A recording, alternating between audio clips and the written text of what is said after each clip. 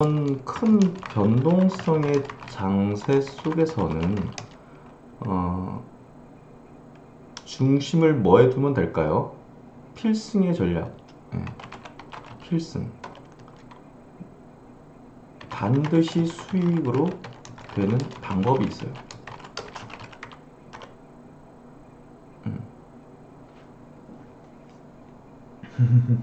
반갑습니다. 반드시 수익으로 되는 방법이 있어요. 반드시 수익으로 되는 방법.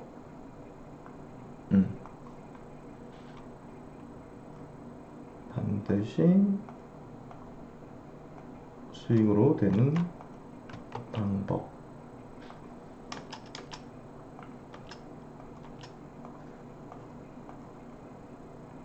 잠깐만요. 반드시 수익으로 되는 방법이 있는데 그게 뭘까요?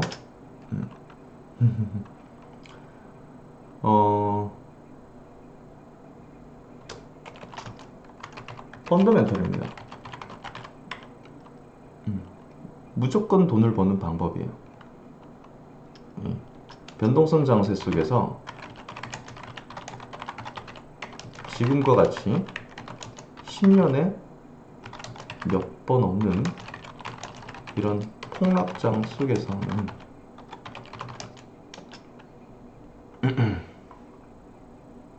펀더멘털이에요. 펀더멘털.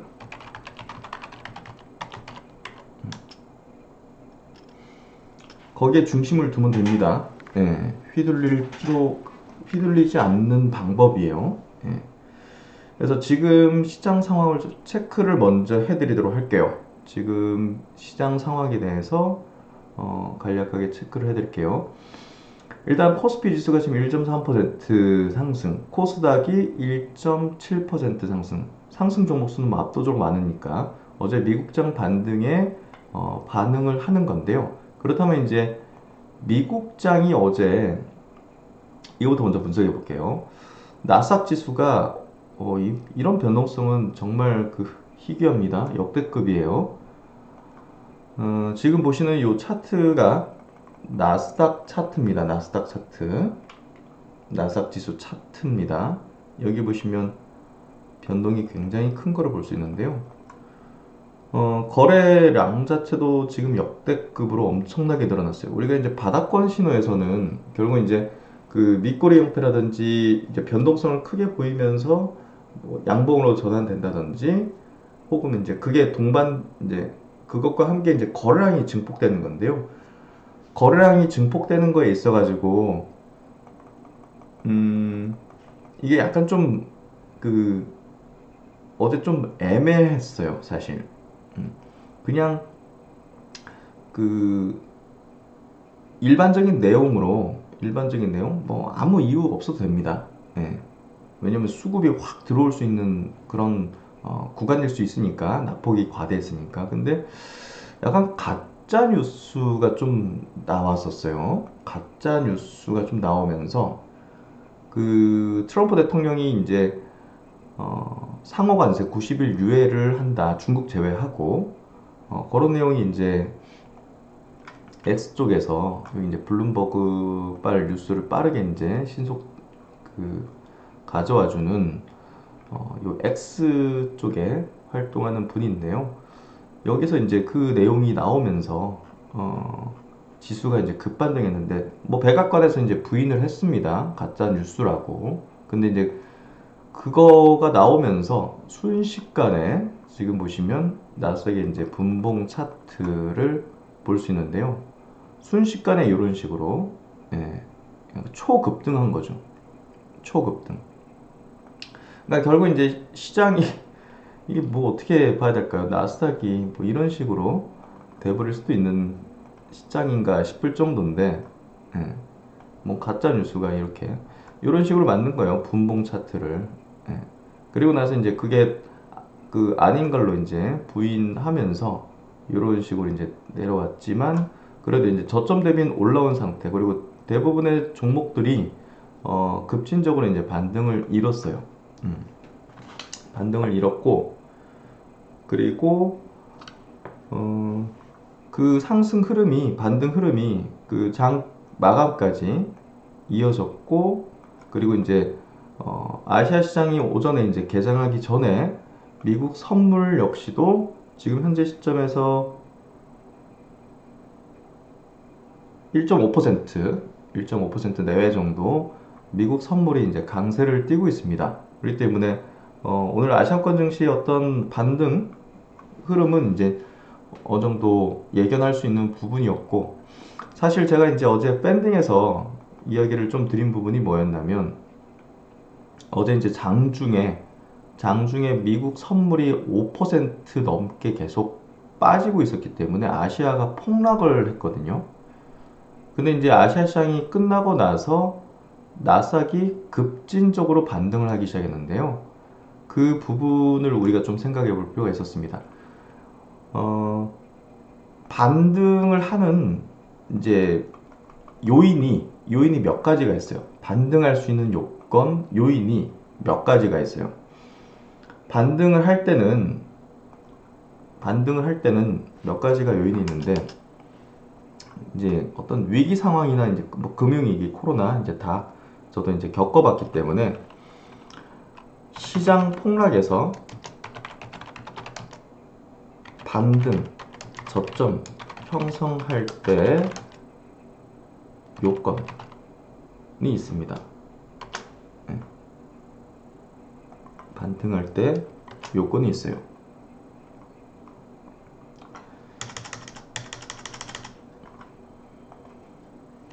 일단 첫 번째 이제 그 최종 배부자격인 연준이나 정부 위기 탈출을 위한 파격적 정책 발표.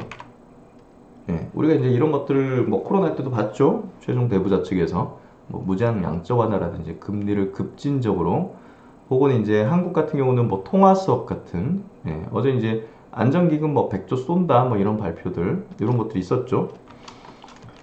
그리고 이제 그 완전히 항복하는 투매적 물량 출회, 반대 매매성. 어제 미국에서도 반대 매매가 어마어마하게 쏟아졌습니다. 어제 미국장에서도 반대 매매가 어마어마하게 쏟아졌어요. 그러니까 이제 그런 것들을 받아먹는, 또 이제 그런 것들을 또 이제 수급적으로 흡수하는 저점 매수의 수급이 상당히 많이 어제 미국에서 보여진 거죠. 그러니까 이제 그 뭔가 트리거만 발생하면 들어오겠다는 어떤 물량들, 저점 매수, 그리고 항복 물량이, 매수하려면 뭐가 반대 매수 물량이 나와야 되잖아요. 그게 이제 어제 미국장에서도 이 정도 낙폭, 나스닥이 30% 가까이 단기적으로 낙폭을 보일 때는, 종목별로는 우리가 이제 빅테크들은 30%이 정도 빠진 수준이지만, 다른 미국 그 기업들 있잖아요. 빅테크 뭐 한 10개 안짝의 기업 이외에 다른 기업들은 반토막씩은 기본으로 다 났어요. 반토막 나면 사실 이건 반대 매매가 그냥 뭐 폭증하는 거죠.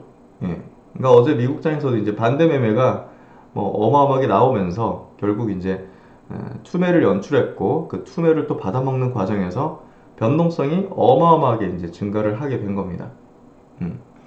그래서 어제 기술적으로 볼 때 미국 나스닥의 지수 흐름은 기술적 반등 구간이었다라고 해석하면 돼요. 제가 여기 이제 빨간 줄 그는 부분이 기술적 반등이 나타날 수 있는 구간, 최악으로는 여기까지 14,300포인트 정도까지를 이제 보고 있었는데요.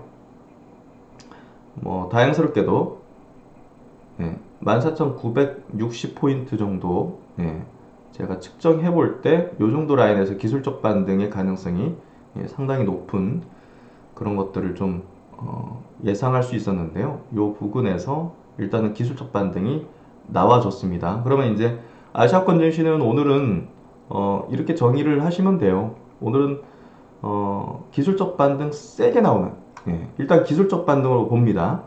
기술적 반등. 지금 중기적인 어떤 바닥이 완벽하게 저점 바닥을 찍었다, 이렇게는 아직까지 몰라요. 예, 아직까지 모릅니다. 그러니까 이제 이 관세의 어떤 영향이라든지 이런 것들은 그 지표로, 경제 지표라든지 우리가 경기 침체가 될 수밖에 없거든요. 저 집행이 되면 경제 공황급 되는 거거든요. 이 때문에 중장기적으로는 저점이 아닐 수 있어요. 저게 집행된다면. 그러니까 이거는 주의를 하셔야 돼요. 지금 나오고 있는 미국장의 어제 반등, 그리고 한국 시장 아시아 증시의 오늘의 반등의 흐름은 기술적 반등이에요.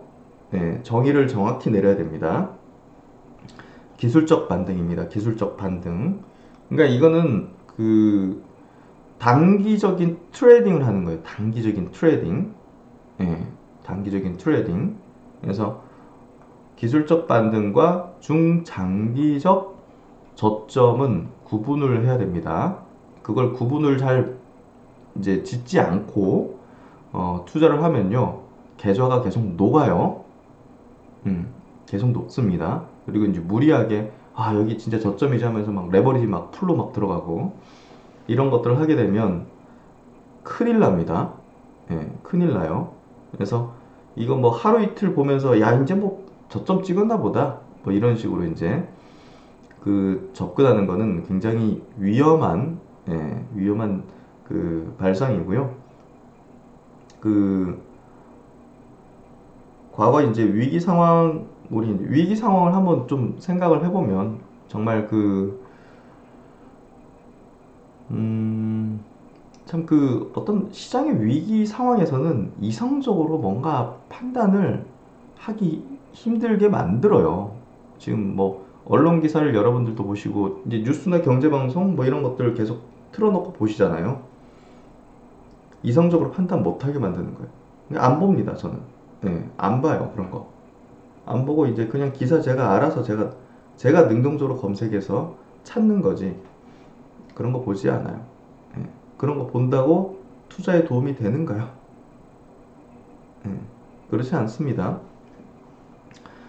코로나 때 일단 가까웠던 위기 상황에 대한 부분을 이야기 드리면 코로나 때도 야 저거 뭐 코로나 저거 그 극복된다. 과거에 이제 우리가 경험했던 바이러스 사태 있었잖아요. 뭐 사스든 뭐 몇 가지 있었잖아요. 그걸 빗대 가지고 아니 뭐 별거 아니다 뭐 이런 식으로 언론들이 굉장히 보도를 했었습니다. 당시에 증거사 리포트도 애널리스트도 다 그런 식으로 분석했어요.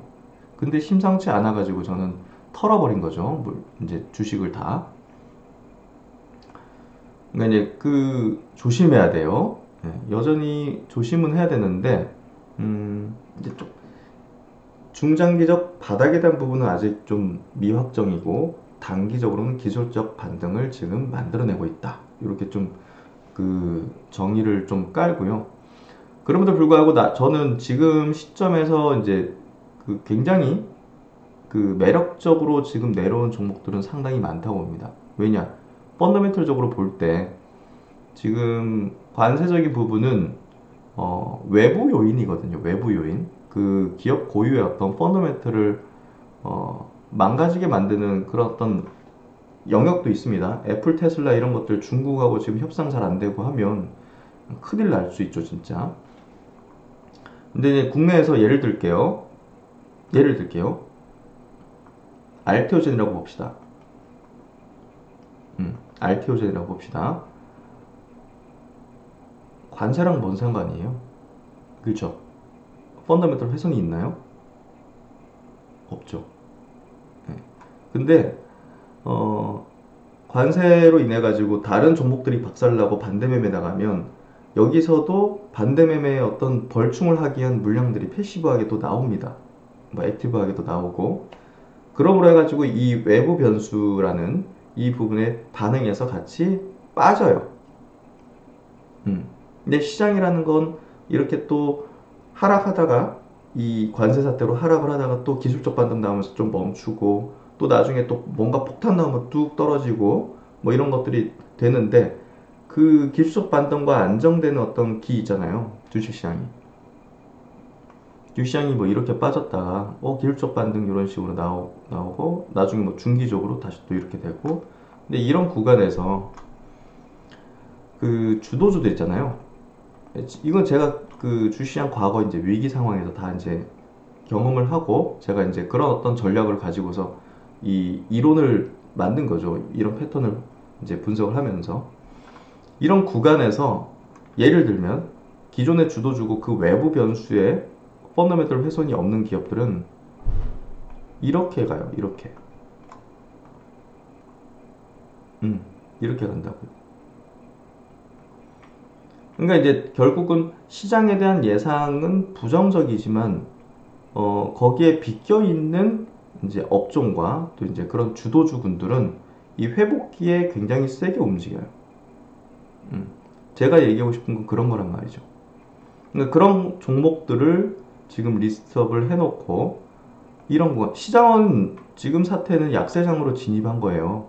미국이 약세장 진입한 겁니다. 그러면 우리나라 장세는 어떻게 되느냐? 박스권 장세로 가는 거예요. 박스권 장세로 가는 거예요. 그래서 계속 홀딩하는 전략을 가지는 것은 매우 부적절합니다.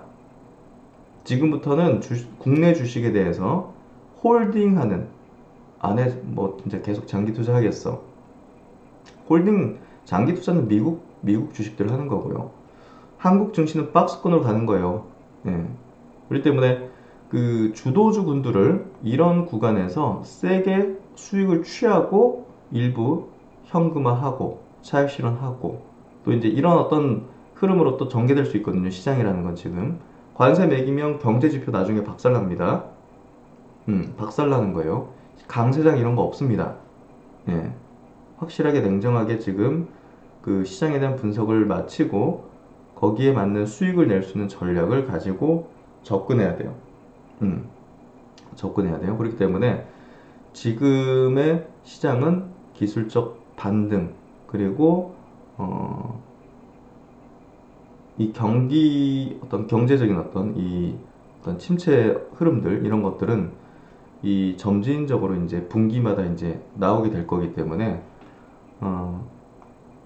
이 구간을 잘 활용하면서 트레이딩적, 단기적 이런 전략으로 이제 들어가는 겁니다. 그래서 분명히 제가 이런 장세에 대한 부분은 겪어오면서 내린 결론적인 어떤 부분이고요. 지금은 바이앤 홀딩 전략으로 가면 고통이 수반됩니다. 그러게 돼요. 그렇죠. 최악의 이제 수로 반영을 했어요. 근데 이제 협상을 들어간다고 하잖아요. 협상. 그렇죠? 협상에 들어간다고 하잖아요. 그러면 협상 진행되면 뭐 나아지는 거에 대한 기대를 갖겠죠. 기술적 반등. 그렇죠?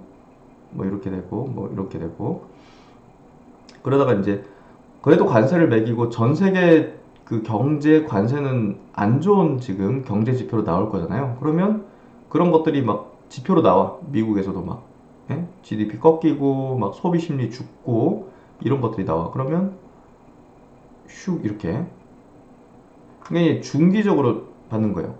지금 이 협상 과정에서는 기술적 반등으로 만들어지고요. 기술적 반등 그리고 이게 나중에 경제 어떤 타격을 주는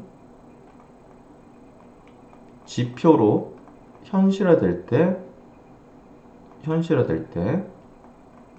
중기적 중기적 하락이죠. 이런 현상이 나타날 가능성이 저는 높다고 봅니다. 저런 현상이 나타날 가능성이 높다고 봅니다. 뭔지 아시겠죠? 그러니까 지금 기술적 반등은 트레이딩적으로 잘 활용을 하는 수준으로 보시면 될 것 같고요. 이 관세 부분이 지금 트럼프가 전 세계에 매겼던 이 상호 관세를 없는 걸로 하겠습니다 하면 정고점 다시 돌파하는 거고요. 그렇지 않으면요, 중기적으로 이제 전체 지수들이, 글로벌 지수들이 안 좋아지게 흐름이 펼쳐질 겁니다. 가장 좋은 어떤 시나리오는 박스권으로 들어가는 개념일 거고요. 우리나라는 박스권으로 들어가게 되는 걸로 저는 판단을 하고 있고, 다른 국가들은 중기적으로 하락하는, 예, 증시가 하락하는, 중기적으로 하락하는 그런 흐름이 전개될 겁니다.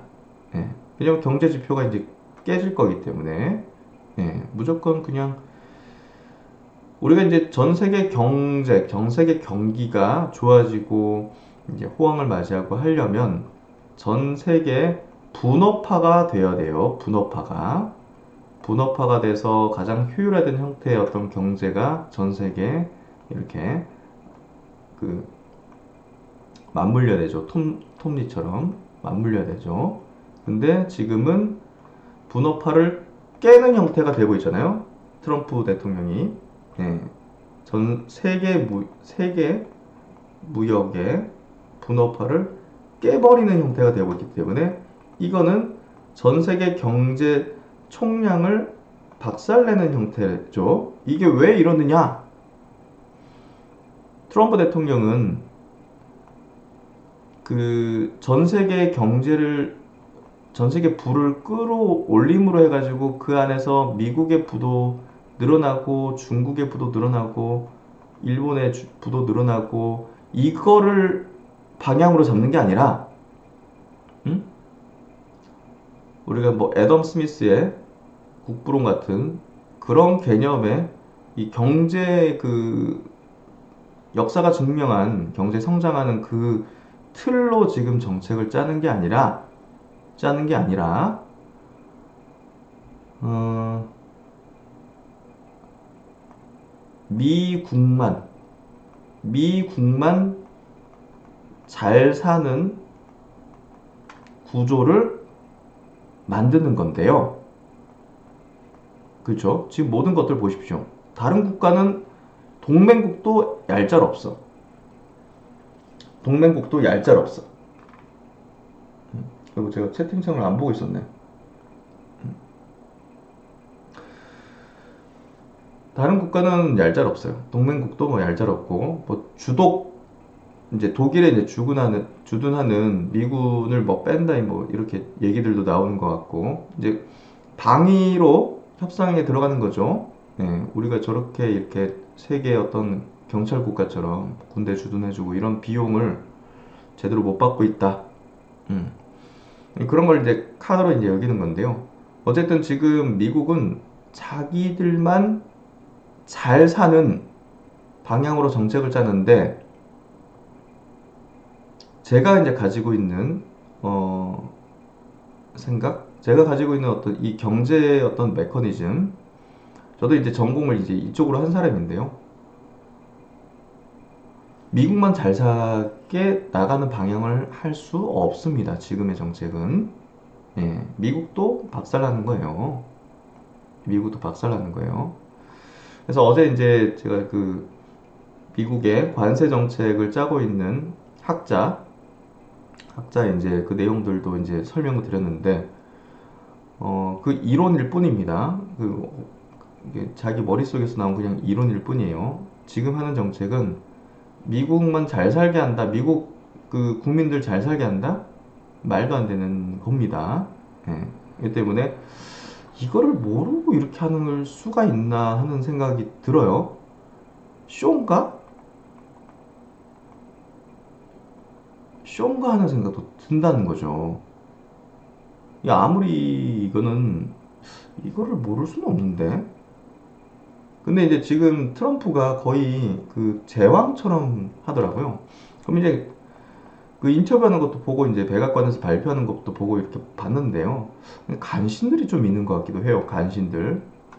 그러니까 이제 세 번째까지 대통령 할 수 있다 뭐 이렇게 얘기하는 게 조금 이제 이런 느낌이거든요. 주변에 간신들이 모여가지고 대통령님 막 이러면서 이런 것들이 지금 눈과 귀를 막고 있는 건가 하는 생각도 들어요. 그리고 이제 독재가 무서운 게 그런 거잖아요. 예. 그래서 미국만 잘 살 수 있는 게 아니에요. 절대. 예. 정치적 쇼인가? 예. 정치적 쇼인가? 라는 생각도 드는 거죠. 그래서 어쨌든 지금 이 정책은 그대로 시행이 되면요. 사실 그 경제가 파탄 나기 때문에 그 잘 짜셔야 돼요. 전략을 잘 짜셔야 돼요. 그 당분간은 투자 전략을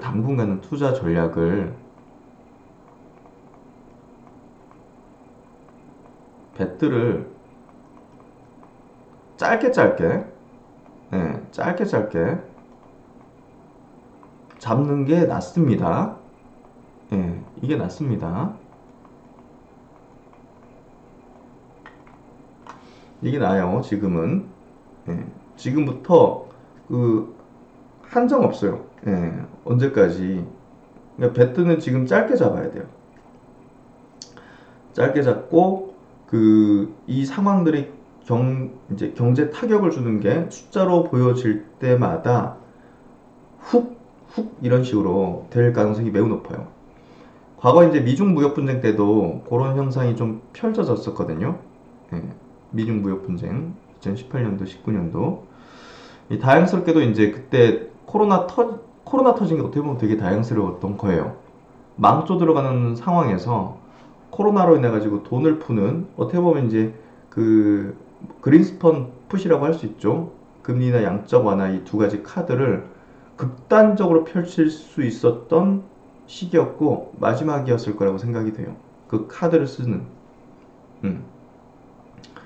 그리고 나서 이제 이 질서의 재편이 지금 완전히 바뀌는, 뒤집어지는. 그러니까 참 그 우리나라 이제 베이비 세대분들 엄청난 경제 성장, 정말 우리나라 그 풀뿌리 국가에서, 전후 그런 국가에서 최빈국에서 최상위층으로 지금 올라왔죠. 엄청난. 그러니까 미국에 상당한 도움이 있었습니다.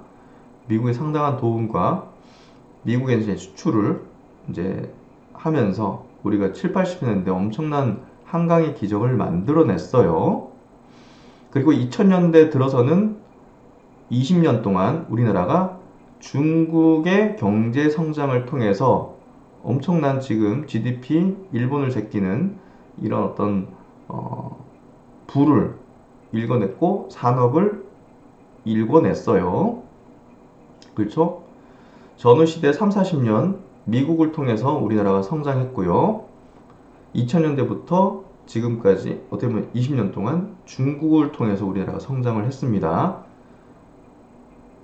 그 판을 지금 미국이 뒤집어 버리고 있습니다. 그렇다면 지금부터는 우리가 이제 우리 젊은 애들 앞으로 살아나가고 앞으로 3, 40년 살아나가는 사람들 입장에서 지금부터는 완전히 미국 중심의 경제 질서가 확 다시 되는 거예요. 그렇기 때문에 우리가 이제 투자적으로 이제 투자자니까 투자자 입장에서는 미국 중심으로 가야 돼요. 반드시 미국 중심으로 가야 돼요. 지금 미국장 폭락했죠.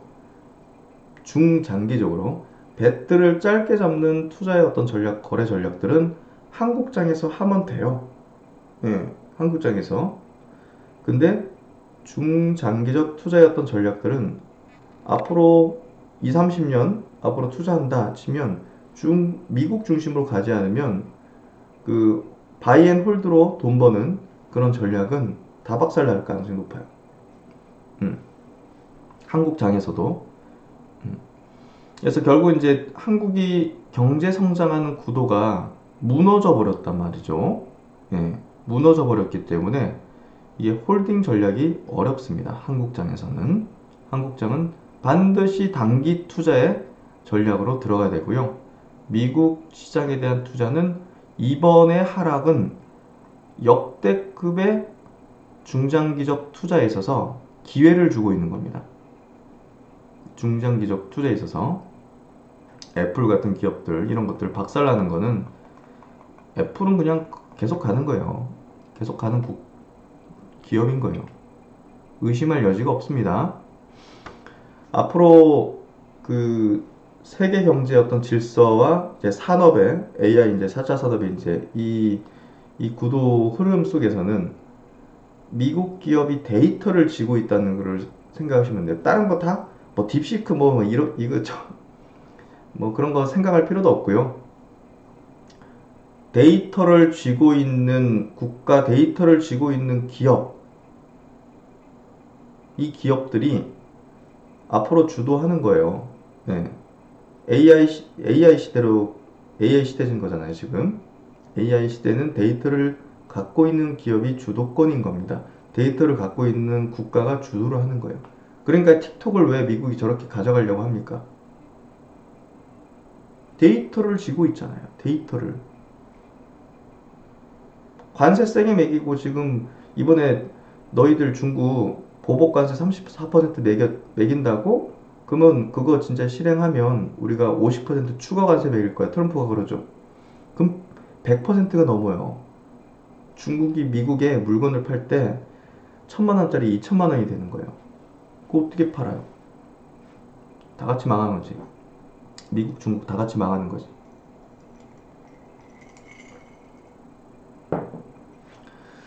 그러니까 이제 미국은 그 협상 카드인 거예요. 야, 틱톡, 야, 이거 미국 틱톡 법인 우리 조업 협박하는 겁니다. 예. 데이터를 쥐는 거예요. 데이터를 다 쥐는 거예요. 데이터 센터 미국에다가 지어. 예. 그러니까 일본 손정희 회장 이 눈치가 빠르죠. 예.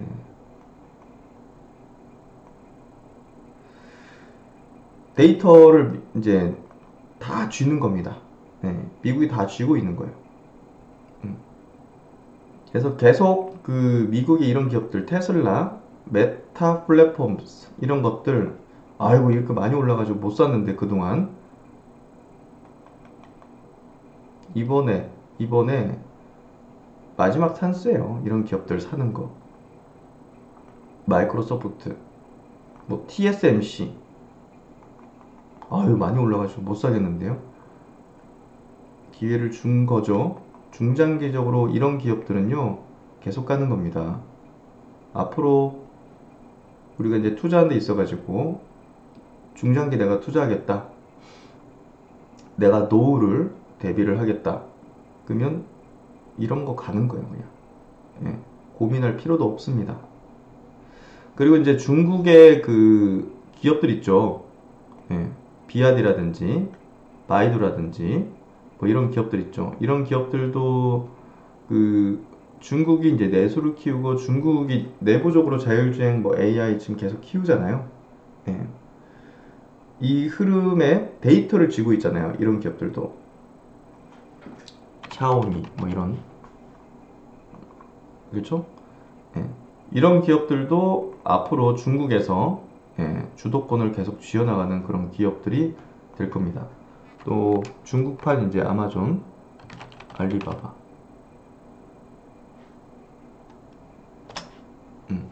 이런 기업들. 그러니까 내가 장기 투자를 하고 싶다. 내 이 자금은 장기 투자를 하는 자금이다라고 하면 데이터를 쥐고 있는 기업에 투자를 하면 됩니다. 그 데이터를 쥐고 있는 기업이 결국은 AI의 핵심 주도 기업이 되는 거예요. 아셨죠? 네. 어쨌든 다시 돌아와서 지금 일본 증시가 협상에 들어가는 흐름이 전개되면서 급반등하는 모습을 띠고 있습니다. 지금 6% 급등이에요. 다른 국가들도 협상에 들어가고 협상을 하게 되고 한다, 이런 얘기들이 나오면 기술적 반등이 거세게 전개될 겁니다. 그건 기대감이죠. 야, 줄여지겠지. 저기서 뭔가 이거보다 낫겠지. 이게 이제 붙는 겁니다. 거기서 지금 더 첨예하게 붙고 있는 거는 중국입니다. 미국이. 그러다 보니까 어제 미국 증시에서도 테슬라하고 애플은 오히려 빠졌어요. 그렇죠? 왜냐면 중국의 이제 다른 문제잖아요. 중국의 이제 비중이 높은 그런 기업들이다 보니까 오히려 빠졌어요. 예. 그래서 일단 다른 국가하고는 협상에 들어가는 걸로 보여지기 때문에 시장이 기술적 반등을 이어가는 패턴의 가능성이 매우 높아졌고요. 중국까지 뭔가 좀 협상이 된다라는 소식만 나오면 여기서 지금보다 더 세게 이런 식으로 기술적 반등이 쌍 이렇게 나오게 될 겁니다. 한국도 어떻게 보면 협상에 들어간다라는 내용만 자세하게 좀 나오면 되는데요. 트럼프 협상 한국. 지금 한국은 협상에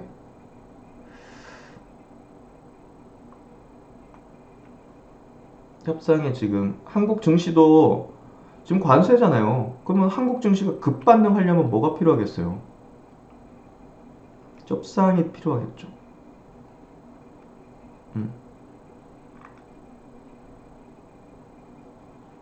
한국 정부는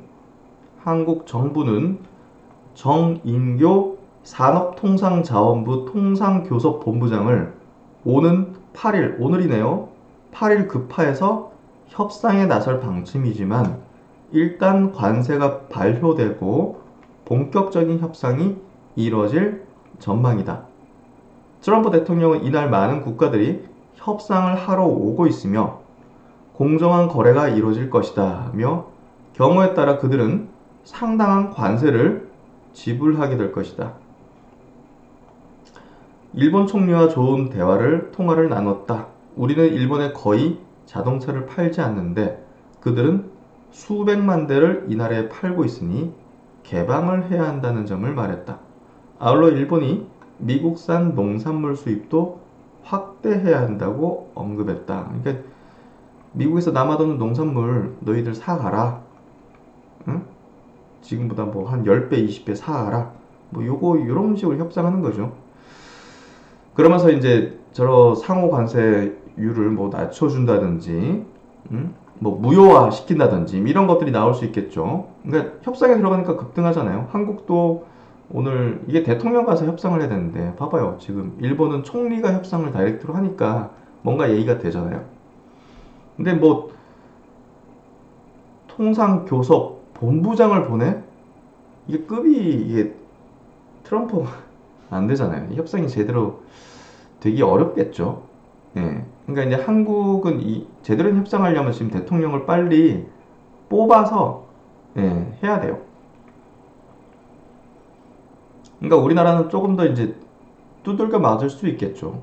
빨리 이 상황을 뭔가 개선시킬 수 있는 것들이 나와주기 전에는 사실 한국 증시는 솔직히 좀 지지부진할 수 있다는 거죠. 왜냐하면 지금 빠지는 이유가 뭡니까?